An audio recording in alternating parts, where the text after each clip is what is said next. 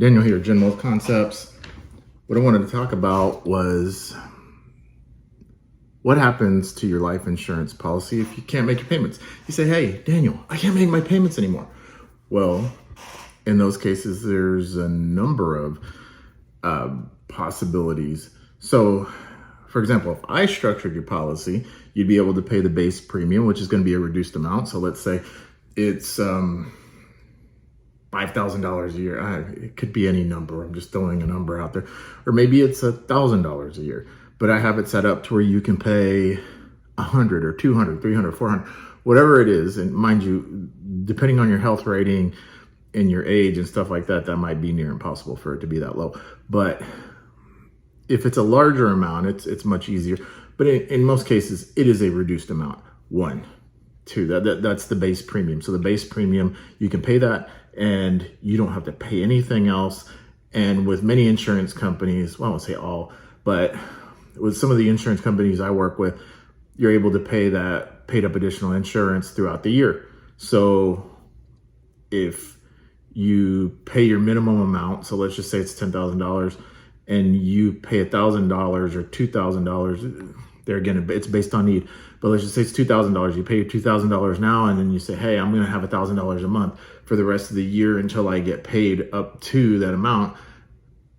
You can do that. So that's one way.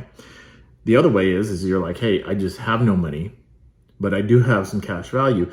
Okay, if you have enough cash value to cover the base premium, most of the time it's automatically set up to where it would take a policy loan to pay that premium.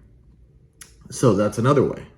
So the third way is you can do what's called a reduced paid up. So say you have cash value in there, but let's say you have $20,000 in cash value.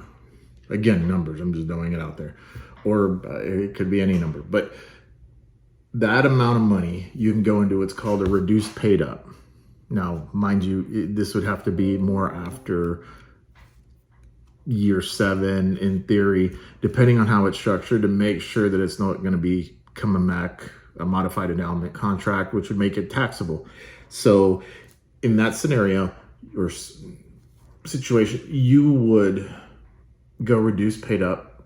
So the upside is that you reduce the death benefit, and that could be an upside or a downside depending on how you look at it, or again, what your goal is. And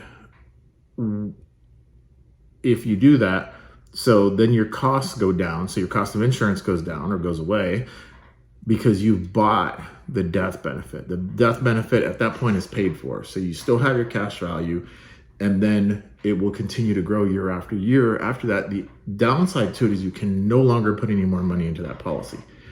But it's an option because you can always start a new policy depending on your age. I mean, obviously you can do it if you had to. So say you got into retirement or you got to be older and you're like, look, I just can't swing this anymore. You could do it and not worry about it from there on out. It may change your legacy planning, your estate planning from there on out, but life happens, right?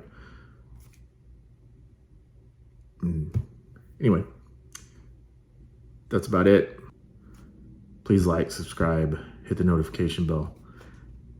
And if you want anything, if you have anything to ask question-wise, it's not personal, that maybe I left out. Maybe I left out an option every now and then. It doesn't come to me while I'm saying it or I'm on the video, but down below, I'll try to make some content about it.